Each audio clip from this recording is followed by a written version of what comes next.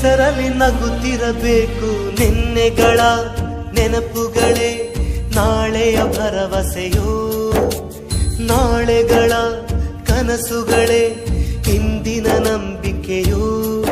ಅದು ಯಾರೋ ಮಾಡಿದ ತಪ್ಪು ಇದು, ಇನ್ಯಾರಿಗೂ ಶಿಕ್ಷೆ ಬೇಕೇ ನಮ್ಮ ಅಪರಂಜಿಯಂತಿರೋ ಜೀವ ಅದು.